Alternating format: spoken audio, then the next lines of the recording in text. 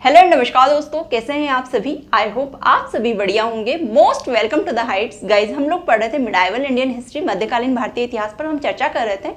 मध्यकालीन भारतीय इतिहास के अंतर्गत हमारा टॉपिक चल रहा था मुगल साम्राज्य, मुगल एम्पायर के बारे में हम विस्तृत रूप से जानकारी कलेक्ट कर रहे थे। आज के इस लेक्चर में मुगल साम्राज्य को पढ़ते हुए हम अगले शासक की ओर जाएंगे, जो कि है अकबर। अकबर के बारे में हम डिस्कशन करने वाले हैं, विस्तृत रूप से चर्चा करने वाले हैं। काफी इंपॉर्टेंट शासक है मुगल साम्राज्य के लिए, साथ ही साथ एग्जाम के दृष्टिकोण से भी काफी इंपॉर्टेंट शासक है अकबर। प्रीवियस ईयर्स के पेपर उठाकर देखिएगा गाइस, आप लोगों को अकबर से संबंधित क्वेश्चन निश्चित रूप से मिल जाएंगे। ठीक है, मुगल साम्राज्य से संबंधित क्वेश्चन एग्जाम में पूछे जाते हैं, जिसमें अकबर काफी इंपॉर्टेंट शासक होते हैं। इनसे रिलेटेड क्वेश्चन एग्जाम में निश्चित रूप से पूछे जाते हैं। क्यों इंपॉर्टेंट है? क्योंकि अकबर ने मुगल साम्राज्य को सुदृढ़ करने के लिए कई महत्वपूर्ण कार्य किए हैं, जिनसे रिलेटेड क्वेश्चन एग्जाम में आते हैं। तो without any further delay lecture को स्टार्ट करेंगे। अपना कॉपी पेन उठाइए, नोट डाउन करना स्टार्ट कीजिए। हेडिंग डालीजिए मुगल साम्राज्य और शासक अकबर। सबसे पहले हम इनके जनरल इंट्रोडक्शन के बारे में जानेंगे, सामान्य परिचय के बारे में चर्चा करेंगे। उसके बाद में अकबर से रिलेटेड जितने भी इंपॉर्टेंट फैक्ट है उनके बारे में चर्चा की जाएगी। दोनों ही पॉइंट काफी इंपॉर्टेंट है। जनरल इंट्रोडक्शन से भी क्वेश्चन पूछे जाते हैं, साथ ही साथ इंपॉर्टेंट फैक्ट तो महत्वपूर्ण है, इंपॉर्टेंट है ही। हेडिंग डाल ही लिया होगा, अब डाल लीजिए सामान्य परिचय।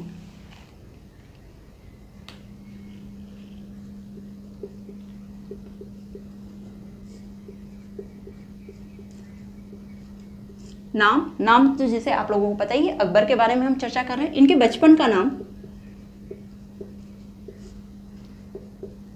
इनके बचपन का नाम जलाल।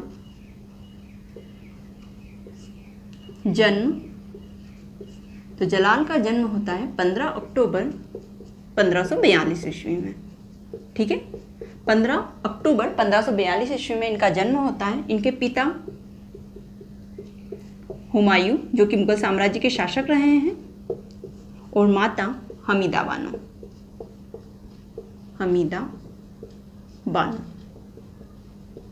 ठीक है, हुमायूं और हमीदा बानो का विवाह 1541 ईस्वी में होता है और 1 वर्ष के बाद में इन्हें पुत्र रत्न की प्राप्ति होती है, जो कि अकबर होते हैं।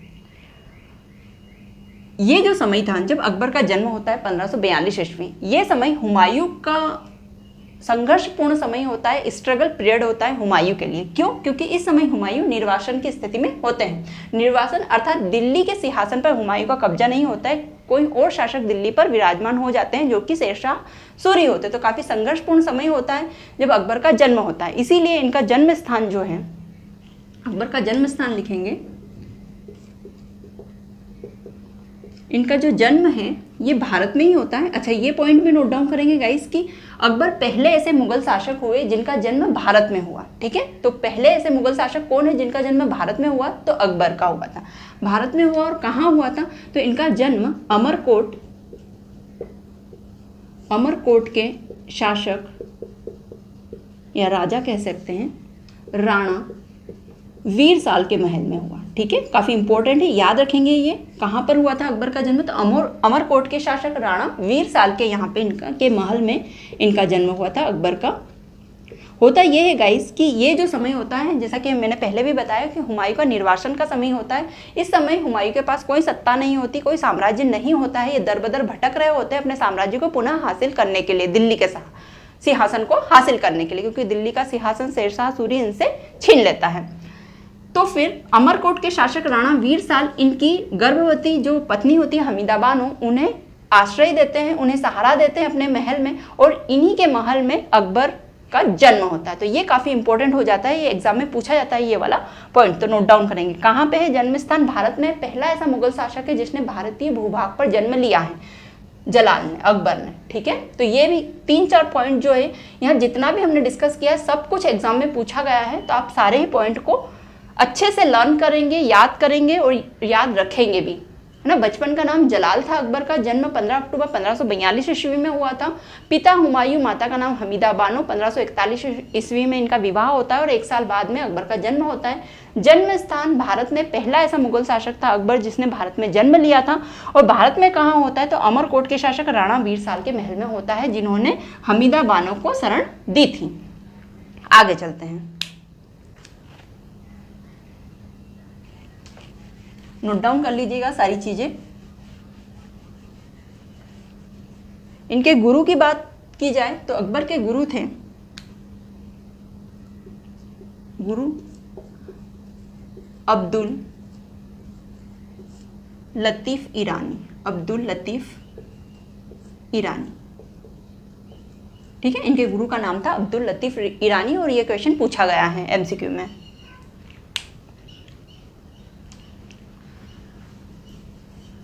अब गाइस क्या होता है 1555 ईस्वी में, ये तो हो गया कि अब जब अकबर का जन्म हो रहा होता है उस समय क्या था, हुमायूं निर्वासन का काल चल रहा था।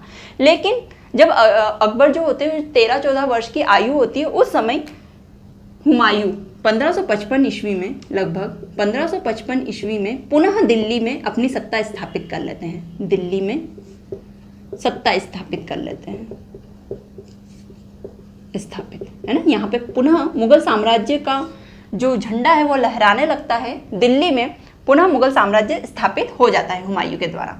अब जब 1555 ईस्वी में सत्ता वापस हासिल हो जाती है हुमायूं को, उस समय अकबर को हुमायूं उत्तराधिकारी घोषित भी कर देते हैं। उत्तराधिकारी घोषित हो जाते हैं अकबर, उत्तराधिकारी। ठीक है, कौन बन जाते हैं, अकबर उत्तराधिकारी बन जाते हैं। अब क्या होता है गाइस, अकबर को एक अच्छा योद्धा बनाने के लिए कई युद्धों में, कई लड़ाइयों में हुमायूं भेजा करते थे। तो 1556 ईस्वी में, अब शासन अच्छे से चल रहा है, 1555 ईस्वी में हुमायूं ने पुनः दिल्ली पर अपना शासन स्थापित कर लिया। 1556 ईस्वी में, 56 ईस्वी में क्या होता है गाइस, एक घटना घटित होती, काफ़ी इंपॉर्टेंट है, इसीलिए ये सन यहाँ पे पढ़ा जा रहा है। तो 1556 ईस्वी में पंजाब में गए हुए होते हैं अकबर युद्ध के लिए। कहाँ पे गए होते हैं, पंजाब में गए होते हैं और उनके साथ में मुगल साम्राज्य के सेनापति होते हैं बैरम खां, बैरम खां। और दिल्ली में कौन है, दिल्ली में है हुमायूं।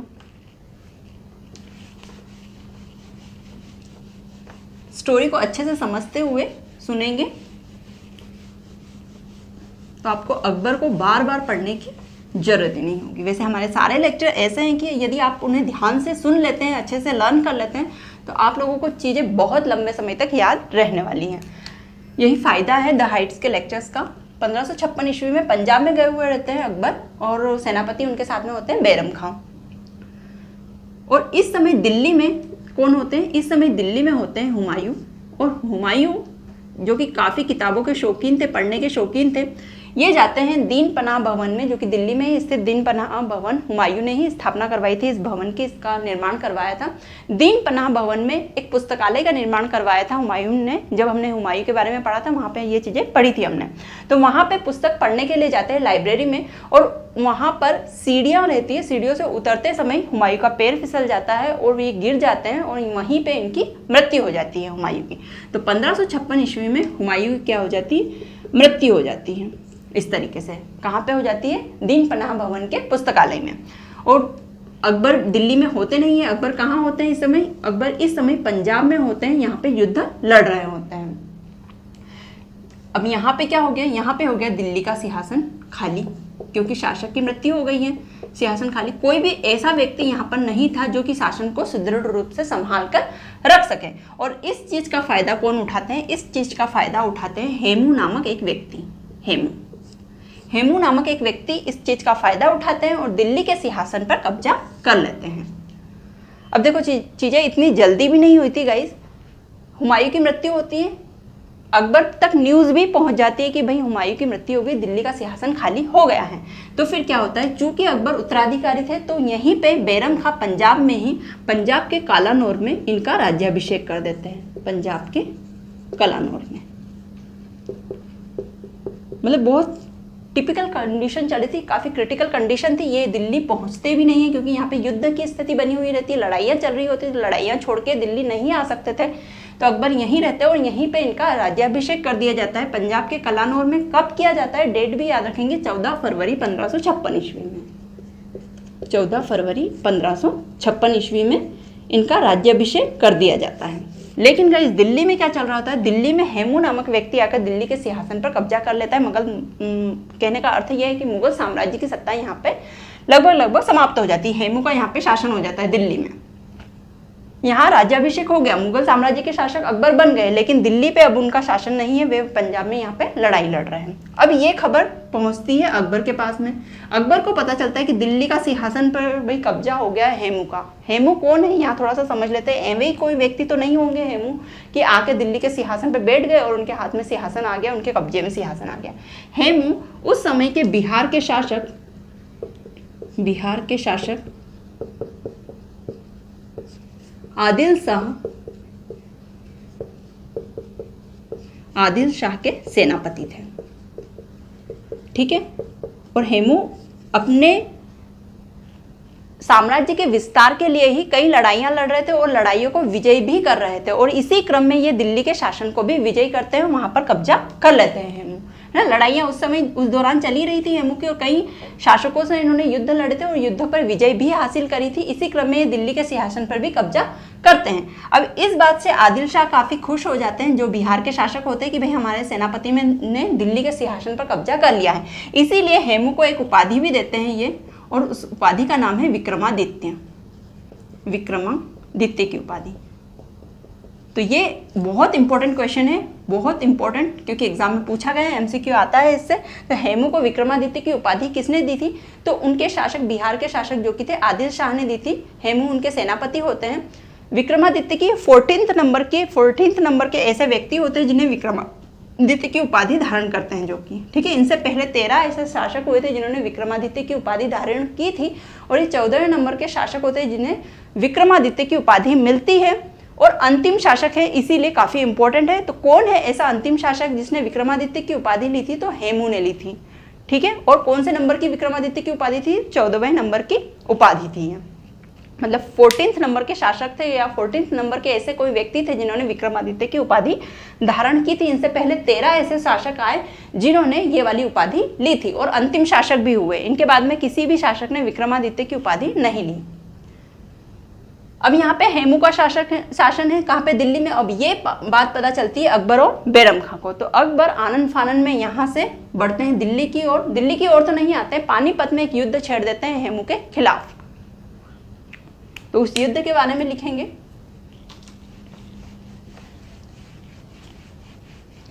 अब भाई दिल्ली का शासन उनके हाथ से चला गया तो उनकी सत्ता ही खत्म हो जाएगी। तो दिल्ली के सिंहासन को पुनः हासिल करने के लिए युद्ध करते हैं अकबर। कब करते हैं? तो डेट लिखेंगे 5 नवंबर 1556 ईस्वी में युद्ध होता है। किनके मध्य? हेमू और अकबर के मध्य। हेमू वर्सेस अकबर। और कहाँ होता है ये युद्ध? तो स्थान है पानीपत। पानीपत में होता है ये युद्ध, और इसीलिए इसे पानीपत का द्वितीय युद्ध कहा जाता है। सेकेंड बैटल ऑफ पानीपत, ठीक है। द्वितीय पानीपत का युद्ध। पहला पानीपत का युद्ध 21 अप्रैल 1526 ईस्वी में हुआ था। किनके मध्य हुआ था? बाबर और इब्राहिम लोदी के मध्य हुआ था। ये दूसरा पानीपत का युद्ध है जो कि 5 नवंबर 1556 ईस्वी में हुआ। और किसके मध्य हुआ? हेमू और अकबर के मध्य हुआ। परिणाम क्या निकलता है? परिणाम इस युद्ध का निकलता है कि इसमें अकबर को विजय प्राप्त होती है। अकबर जीत जाते हैं और हेमू की पराजय होती है, ठीक है। कहने का अर्थ यह है कि दिल्ली के सिंहासन पे पुनः मुगल साम्राज्य का कब्जा हो जाता है, अकबर शासक बन जाते हैं। तो अकबर अब कहाँ आ गए? सारी लड़ाइयाँ लड़के दिल्ली में आ गए अपने सिंहासन को संभालने के लिए, और दिल्ली के शासक भी बन जाते हैं, मुगल साम्राज्य के शासक भी बन जाते हैं, क्योंकि उनके पिता की मृत्यु हो चुकी है यहाँ पे। तो सारी चीजें क्लियर हो गई होगी, आई होप।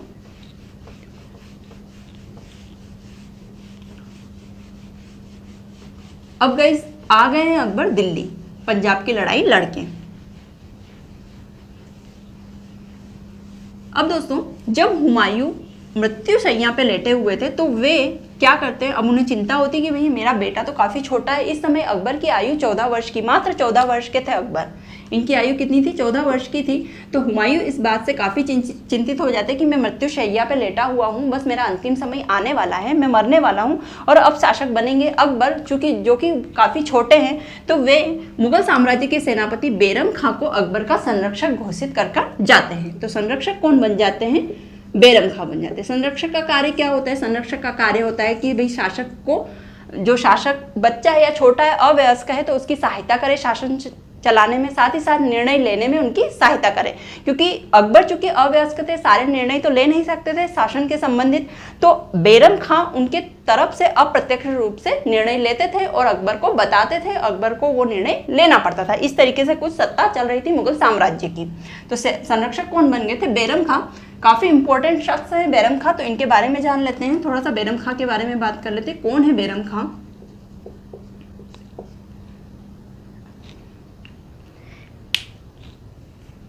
इससे पहले एक लाइन और लिख लेंगे। आप लिखेंगे पानीपत के युद्ध में विजय के बाद में अकबर दिल्ली के सिंहासन पर बैठते हैं या दिल्ली की सत्ता को संभालते हैं या मुगल साम्राज्य की सत्ता को संभालते हैं। पानीपत के द्वितीय युद्ध को विजय करने के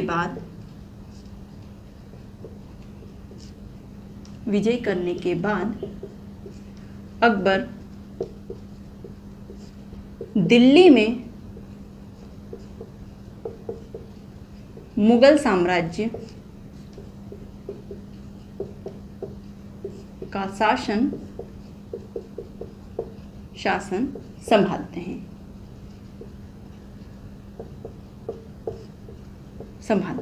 ठीक है, लेकिन उनके संरक्षक कौन होते हैं, उन्हें सब कुछ बताने वाले कौन होते हैं, सर्वे सर्वा कौन होते हैं उनके, तो वो होते हैं बैरम खां। ठीक है, बैरम खां तो काफी इंपॉर्टेंट शख्स है। अब बैरम खां के बारे में थोड़ी सी जानकारी ले लेते हैं कि क्यों इंपॉर्टेंट है बैरम खां। तो बैरम खां कौन थे? बैरम खां बदखशा के निवासी थे। क्या लिखेंगे? बैरम खां बदखशा के निवासी थे। एक सेकंड, सारा क्लियर कर देते हैं यहाँ से और अच्छे से लिखते हैं।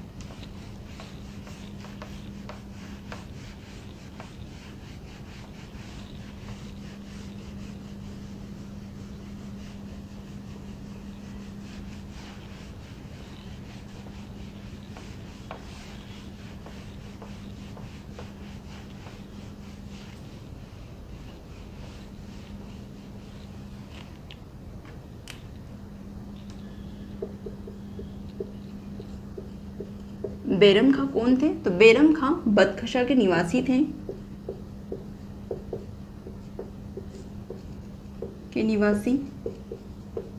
ये एक शिया मतावलंबी थे, मुस्लिम थे, लेकिन कौन से मुस्लिम थे? शिया मुस्लिम थे। और जो अकबर थे वे सुन्नी मुस्लिम थे। ठीक है, मुस्लिम दो तरह के होते हैं, शिया, ये दो भागों में विभक्त होते हैं, शिया मुस्लिम और सुन्नी। ठीक है, तो इसमें जो शिया मतावलंबी थे कौन थे? बैरम खां। और जो हुमायूं के बेटे अकबर, ये सुन्नी मुस्लिम थे।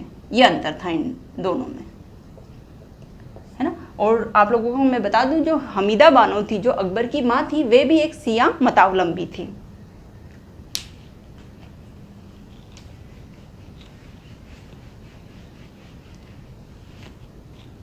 बैरम खां जो कि शिया मतावलंबी थे, शिया मतावलंबी।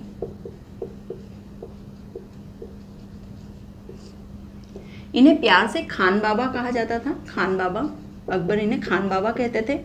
अकबर के संरक्षक थे कब से कब तक? तो 1556 ईस्वी से 1560 ईस्वी तक ये अकबर के संरक्षक रहे। उससे पहले मुगल साम्राज्य के सेनापति थे। जब अकबर के संरक्षक बन जाते हैं, तब इनकी जो शक्ति है, इनकी जो पावर है, और ज़्यादा बढ़ जाती है। ये अप्रत्यक्ष रूप से पूरी तरीके से मुगल साम्राज्य को संभालने लगते हैं। ठीक है, अप्रत्यक्ष रूप से, इनडायरेक्टली। मृत्यु, तो बैरम खां की मृत्यु 1561 ईस्वी में हुई थी। कहाँ हुई थी, किसने की थी? तो इनकी जो हत्या थी, इनका मर्डर हुआ था, वो किया था मुबारक खां ने। ठीक है, मुबारक खां ने इनकी हत्या कर दी थी। कहाँ हुई थी? तो गुजरात के पाटन में इनकी हत्या कर दी गई थी, गुजरात के पाटन में। अब इसके पीछे भी काफ़ी लंबी स्टोरी है गाइस। स्टोरी क्या है कि जो बैरम खां होते हैं, अप्रत्यक्ष रूप से जो कि मुगल साम्राज्य को चलाते हैं, अकबर के संरक्षक होते हैं, सारे निर्णय लेते हैं, जितने भी महत्वपूर्ण निर्णय होते हैं वो बैरम खां द्वारा लिए जाते हैं और अकबर को बताया जाता है और अकबर को उस पर हामी भरना होती है। अब अब क्या होता है, अकबर के पास में बैरम खां की शिकायतें आना चालू हो जाती है कि भाई आपके विरुद्ध षड्यंत्र रचा जा रहा है। इस तरीके की शिकायतें अकबर को मिलने लगती है बैरम खां के खिलाफ। तो सम्मानपूर्वक अकबर बैरम खां को बुलाते हैं और कहते हैं कि खान बाबा, अब आपका जो सेवानिवृत्ति का समय है वो आ चुका है, रिटायरमेंट का समय आ चुका है, आप सत्ता से हाथ अब पीछे कर लीजिए अपने और तीर्थ यात्रा पर चले जाइए। अब मुझे स्वतंत्र रूप से मुगल साम्राज्य को संभालना है, ये बात कही जाती है बैरम खां को। तो बैरम खां को 1561 ईस्वी में मक्का की तीर्थ यात्रा के लिए भेज दिया जाता है और मक्का जाने के दौरान ही गुजरात में जब जाते हैं बैरम खां, तो गुजरात के पाटन में इनकी हत्या कर दी जाती है। तो ये स्टोरी होती है बैरम खां की। अब क्या होता है, 1561 ईस्वी में जैसे ही बैरम खां की मृत्यु हो जाती है, अकबर अब स्वतंत्र रूप से मुगल साम्राज्य की सत्ता अपने हाथ में ले लेते हैं। अब कोई संरक्षक नहीं है, कोई अप्रत्यक्ष रूप से मुगल साम्राज्य का शासन संभालने वाला नहीं होता है। वैसे एक और होती है महामंगा, जो कि अकबर का पालन पोषण करती है संघर्ष के समय में हुमायूं के, लेकिन फिर भी उनकी भी मृत्यु हो जाती है। अकबर स्वतंत्र रूप से मुगल साम्राज्य की सत्ता को संभालने लगते हैं।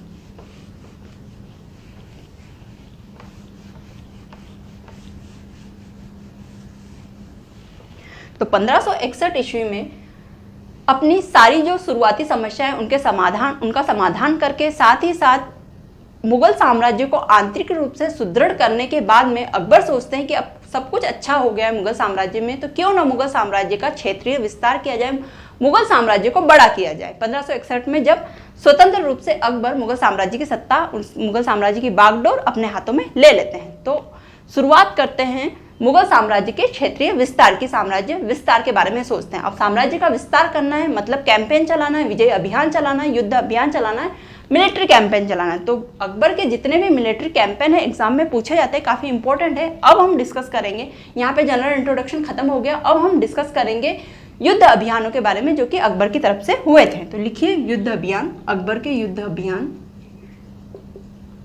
अकबर के युद्ध अभियान। अब ये ध्यान से सुनिएगा, ये भी एग्जाम में पूछे जाते हैं, काफी इंपॉर्टेंट है। कब कब हुए थे, कौन से भारत के भूभाग है जिन्हें विजय किया था अकबर ने, ये सारी चीजें हम यहाँ पर देखने वाले हैं। तो सबसे पहला युद्ध अभियान अकबर का होता है 1561 ईस्वी में। जैसे ही मुगल साम्राज्य की सत्ता अकबर के हाथ में स्वतंत्र रूप से आ जाती है, बैरम खां की मृत्यु हो जाती है, अकबर युद्ध अभियान चालू कर देते हैं मुगल साम्राज्य के विस्तार के लिए। तो 1561 ईस्वी में ही बैरम खां की मृत्यु हुई थी और उसके बाद में ही अकबर तुरंत चालू कर देते हैं युद्ध अभियान अपने। तो ऐसे आप याद रखेंगे ये वाला सन। 1561 ईस्वी में सबसे पहले अकबर के द्वारा मालवा विजय किया जाता है, मालवा विजय, ठीक है। 1561 ईस्वी में मालवा का भूभाग जीतते हैं अकबर।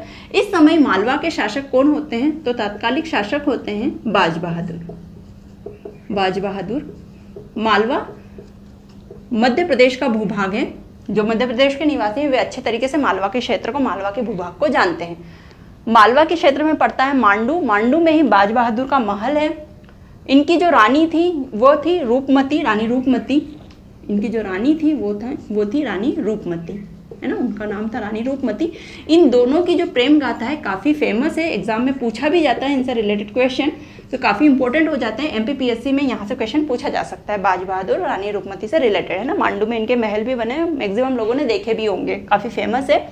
तो मालवा विजय होती है अकबर के द्वारा 1561 ईस्वी में। तात्कालिक शासक होते हैं बाज बहादुर। यहाँ पे बाज बहादुर की पराजय हो जाती है और मालवा का जो क्षेत्र है उस पर शासन किसका हो जाता है, अकबर का शासन हो जाता है। बाज बहादुर की मृत्यु भी हो जाती है और रानी रूपमती यहाँ पे जहर खा लेती है जब इनकी पराजय होती है, तो अपने सतीत्व की रक्षा के लिए। पहले की रानियां ऐसा किया करती थी, जो राजपूत रानियां होती थी, जब उनके राजा हार जाते थे युद्ध में, तो जैसे ही उन्हें खबर मिलती थी वे स्वयं को क्या कर लेती थी, उनका जीवन समाप्त कर लेती थी, स्वयं एक तरीके से आत्महत्या कर लेती थी अपनी सतीत्व की रक्षा के लिए। तो रानी रूपमती भी यहाँ पे क्या करती है, जहर खा के सुसाइड कर लेती है, मर जाती है। तो इन दोनों की जो समाधि है वो कहाँ पे स्थित है, इन दोनों की समाधि साथ में बनाई गई है और ये उज्जैन में है। ये क्वेश्चन पूछा गया है गाइस एमसीक्यू में। तो दोनों ही बाज बहादुर और उनकी जो रानी रूपमती थी, इनकी प्रेम गाथा काफ़ी फेमस है और इन दोनों की समाधि भी इसीलिए साथ में उज्जैन में बनाई गई है। तो मालवा विजय किया अकबर ने 1561 ईस्वी में।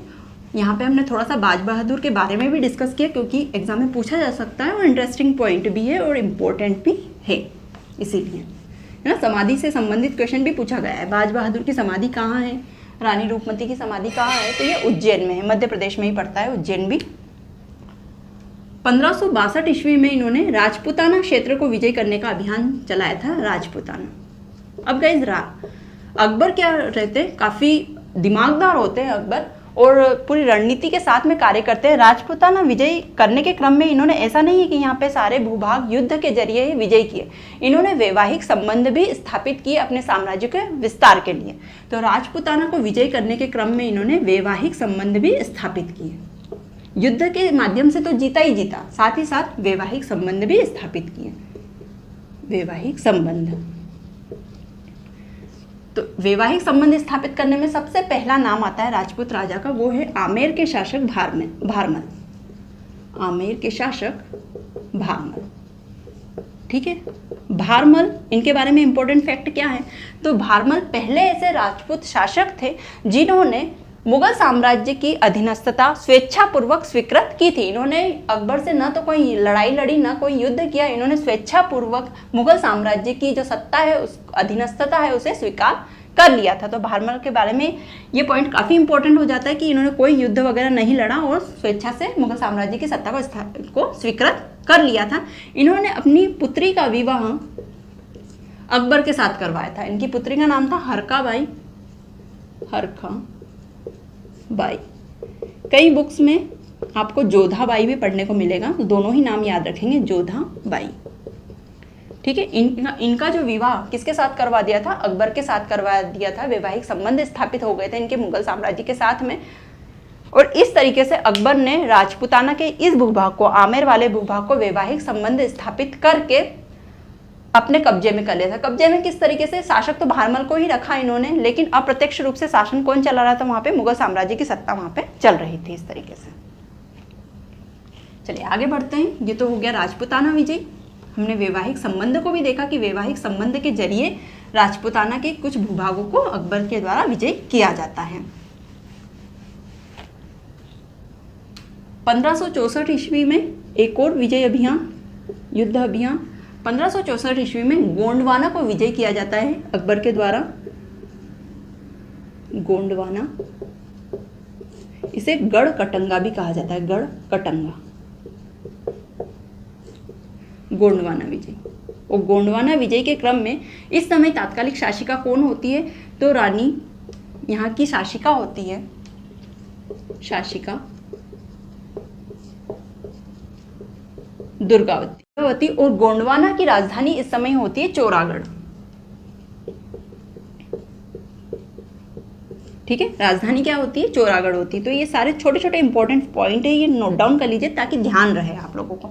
यदि यहाँ से एमसीक्यू पूछ लिए जाए तो आप लोगों को पता हो कि इस समय राजधानी कौन सी थी गोंडवाना की, तो चोरागढ़ हुआ करती थी। शासिका कौन थी? तो चंदेल वंश की राजकुमारी थी ये दुर्गावती, ये शासिका हुआ करती थी गोंडवाना वाले भूभाग की। और कब विजय किया अकबर ने इस क्षेत्र को? तो 1564 ईस्वी में विजय किया था। आगे चलते हैं। 1564 ईस्वी के बाद में 1567 ईस्वी में 67 में मेवाड़ विजय किया जाता है। मेवाड़ विजय अकबर के द्वारा, ठीक है। मेवाड़ का क्षेत्र विजय किया जाता है, और इस समय मेवाड़ के शासक होते हैं सिसोदिया वंश के राजा उदय सिंह। कौन होते हैं शासक? सिसोदिया वंश का शासन चल रहा होता है और शासक का नाम होता है उदय सिंह, राजा उदय सिंह, ठीक है। तो वंश कौन सा था? सिसोदिया वंश, याद रखेंगे। उदय सिंह शासक होते हैं। उदय सिंह की यहाँ पे पराजय होती है और मेवाड़ की राजधानी चित्तौड़ पे अकबर का शासन हो जाता है। इस युद्ध में क्या होता है? मेवाड़ की राजधानी चित्तौड़ पर, संपूर्ण मेवाड़ पर अकबर का शासन नहीं होता है, राजधानी पे शासन हो जाता है, जो कि चित्तौड़ होती है। राजधानी वाला भूभाग जीत लिया जाता है अकबर के द्वारा, है ना। राजधानी चित्तौड़ पर कब्जा मुगल साम्राज्य का। इस युद्ध में ये चीजें होती है 1567 में। अब क्या होता है गाइस कि उदय सिंह के जो पुत्र होते हैं महाराणा प्रताप, यहाँ पर मेवाड़ के शासक इन्हें बनाया जाता है उदय सिंह की मृत्यु के बाद में, महाराणा प्रताप को। लेकिन अब राजधानी जो चित्तौड़ की है वो तो अकबर के हवाले हो गई है, तो अब राजधानी महाराणा प्रताप मेवाड़ की किसे बनाते? तो कुंभलगढ़ को राजधानी बनाते हैं। ये चीज याद रखेंगे गाइस आप, है ना। कुंभलगढ़ को राजधानी बनाया जाता है जब महाराणा प्रताप चित्तौड़ के राजा बनते हैं। 1567 में मेवाड़ पे विजय हो गई। अब एक इंपॉर्टेंट विजय आने वाली है जो कि याद रखना है, युद्ध अभियान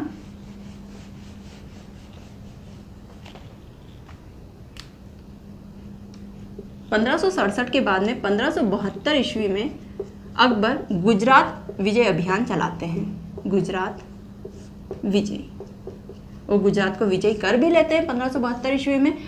गुजरात विजय के समय काफ़ी इंपॉर्टेंट चीज़ें हुई थी। क्या क्या इंपॉर्टेंट हुआ था? तो इस समय पहली बार अकबर समुद्र को देखते हैं। ठीक है, पहली बार अकबर ने समुद्र को कब देखा था? तो गुजरात विजय के अभियान जो चलाया था उस दौरान अकबर ने सबसे पहले समुद्र के दर्शन किए थे, समुद्र को देखा था। साथ ही साथ यहीं पे सबसे पहले अकबर पुर्तगालियों से मिलते हैं। तो दो इंपॉर्टेंट चीज़ें हुई थी। क्या क्या हुआ था? एक तो हुआ था पुर्तगालियों से भेंट हुई थी, से प्रथम भेंट। एक हुआ था सबसे पहले समुद्र दर्शन किए थे अकबर ने। और जब गुजरात को विजय कर लेते, इस अभियान में विजय प्राप्त कर लेते हो, तो अकबर इतना खुश होते हैं कि यह फतेहपुर सीकरी में बुलंद दरवाजे की स्थापना करवाते हैं। फतेहपुर सीकरी में, तो बुलंद दरवाजा, सीकरी में बुलंद दरवाजा, काफी बड़ा दरवाजा है ये बुलंद दरवाजा। बुलंद दरवाजे की स्थापना,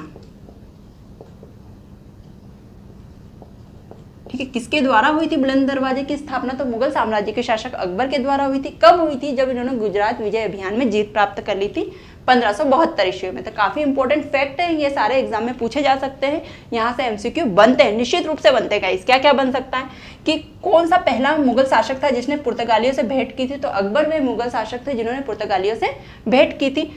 अकबर ने सबसे पहले समुद्र के दर्शन कहाँ किए थे? समुद्र कहाँ देखा था? तो इन्होंने गुजरात में देखा था। जब गुजरात विजय अभियान के दौरान ही गुजरात गए थे 1572 ईस्वी में।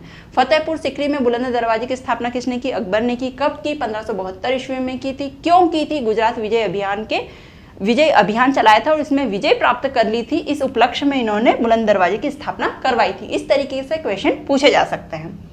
आगे चलते हैं 1572 ईस्वी में ये काम करने के बाद में 1576 ईस्वी काफी इंपॉर्टेंट है। 1576 ईस्वी भी विथ डेट याद रखेंगे आप। 1576 ईस्वी इस वाले सन को 18 जून 1576 ईस्वी को होता है हल्दी घाटी का युद्ध। हल्दी घाटी का युद्ध किनके मध्य होता है ये याद रखेंगे। तो ये होता है महाराणा प्रताप, जो कि चित्तौड़ के शासक हैं। और राजधानी कौन सी है उस समय चित्तौड़ की? कुंभलगढ़, क्योंकि मेवाड़ की राजधानी, मेवाड़ के शासक होते हैं महाराणा प्रताप और मेवाड़ की राजधानी होती है कुंभलगढ़। क्योंकि मेवाड़ की जो प्रथम राजधानी होती है चित्तौड़, वहाँ पे अकबर का शासन हो चुका है। तो महाराणा प्रताप वर्सेस अकबर।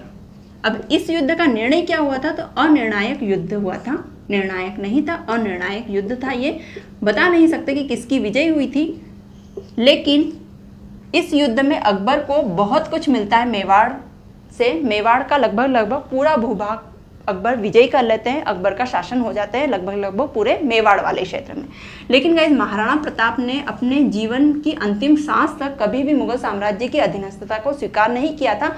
ये हल्दी घाटी के युद्ध के बाद में भी छुटमुट लड़ाइयाँ मुगल साम्राज्य के विरुद्ध लड़ते रहे थे।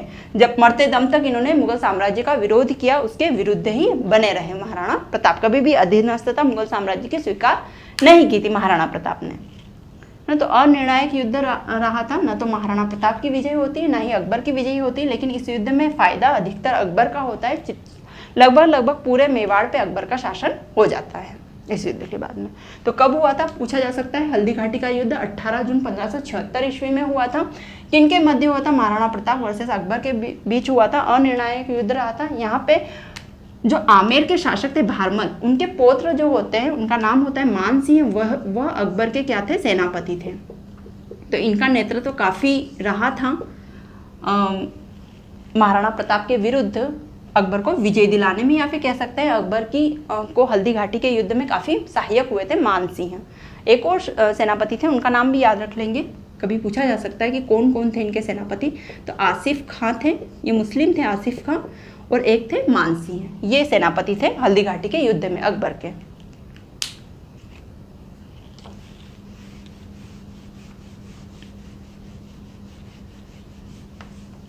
1576 ईस्वी के बाद में 1581 ईस्वी में मुगल साम्राज्य के शासक अकबर के द्वारा काबुल को जीता जाता है, काबुल विजय किया जाता है। अब भारत के उत्तर पश्चिमी क्षेत्र की तरफ चले गए हैं ना, काबुल विजय किया। 1595 ईस्वी में कांधार विजय किया मुगल साम्राज्य ने, कांधार विजय, काबुल और कांधार विजय किया।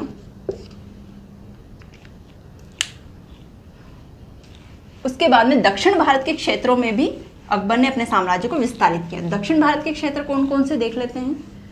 वैसे तो बहुत सारे क्षेत्र हैं दक्षिण भारत के, जैसे अहमदनगर, दौलताबाद हुआ, असीरगढ़ हुआ, तो हम इम्पोर्टेंट देख लेते हैं उसमें। 1600 ईस्वी में अहमदनगर विजय किया, दक्षिण भारत का क्षेत्र है ये, अहमदनगर को विजय किया। और 1601 ईस्वी में असीरगढ़ को विजय किया, असीरगढ़ विजय। अब ये काफ़ी इंपॉर्टेंट है 1601 वाला असीरगढ़ विजय। क्यों इंपॉर्टेंट है? क्योंकि ये अकबर के शासनकाल में मुगल साम्राज्य का अंतिम विजय अभियान था या अंतिम युद्ध अभियान था। तो अकबर का अंतिम युद्ध अभियान कब हुआ? 1601 ईस्वी में हुआ। इन्होंने कौन सा युद्ध अभियान लड़ा था? तो असीरगढ़ वाला युद्ध अभियान क्या था जिसमें विजय प्राप्त की थी। तो ये अंतिम है असीरगढ़ विजय अकबर की युद्ध अभियानों में। तो ये भी काफ़ी इंपॉर्टेंट हो, देखो पहली काफ़ी इंपॉर्टेंट हो जाती है, अंतिम काफ़ी इंपॉर्टेंट है, और हल्दी घाटी का युद्ध हुआ ये भी काफ़ी महत्वपूर्ण हो जाता है, काबुल विजय, कांधार विजय। इससे हमें पता चलता है कि मुगल साम्राज्य के विस्तार में अकबर का कितना बड़ा योगदान था। तो ये सारे युद्ध अभियान थे जो अकबर के द्वारा लड़े गए थे। 1561 ईस्वी से उन्होंने युद्ध अभियान की शुरुआत की थी और 1601 ईस्वी तक ये मुगल साम्राज्य के विस्तार के लिए युद्ध लड़ते रहते हैं और कई भूभागों को जीतते हुए मुगल साम्राज्य को काफ़ी विस्तारित भी करते हैं। 1605 ईस्वी में अकबर की मृत्यु हो जाती है, अकबर की मृत्यु, ठीक है। इन्हें पेचिस नामक रोग हो जाता है और इस रोग से वो निजात नहीं पा पाते हैं और उनकी मृत्यु हो जाती है 1605 ईस्वी में। तो यहाँ पे अकबर की मृत्यु हो जाती है और अकबर का शासन समाप्त हो जाता है। तो ये तो कुछ अकबर से के जीवन से जुड़ी हुई बातें थी कि किस तरीके से उन्होंने शासन को विस्तारित किया था युद्ध अभियानों के जरिए, कौन कौन से युद्ध अभियानों के जरिए उन्होंने विजय प्राप्त की थी और क्षेत्रों को, भूभागों को जीता था। साथ ही साथ हमने अकबर के सामान्य परिचय के बारे में भी बात की। अब अकबर से जुड़े हुए कुछ इंपॉर्टेंट फैक्ट भी है, कुछ नहीं बहुत सारे फैक्ट हैं जो कि हम अगले चैप्टर में पढ़ने वाले हैं, अगले पार्ट में पढ़ने वाले हैं अकबर के, जो कि एग्जाम में पूछे जाते हैं। यहाँ से ये भी काफ़ी इंपॉर्टेंट लेक्चर था, यहाँ से भी निश्चित रूप से 101% क्वेश्चन पूछे जाएंगे। साथ ही साथ अकबर से जुड़े हुए और कुछ महत्वपूर्ण फैक्ट हैं जो हम अगले चैप्टर में, अगले लेक्चर में पढ़ने वाले हैं, वो भी काफ़ी इंपॉर्टेंट है, वहाँ से भी क्वेश्चन पूछे जाएंगे। तो अब लेक्चर काफ़ी बड़ा हो गया है गाइस, इसीलिए लेक्चर को यहीं पे वाइंड अप करते हैं। मिलते हैं नेक्स्ट लेक्चर में, तब तक के लिए thank you so much and bye bye.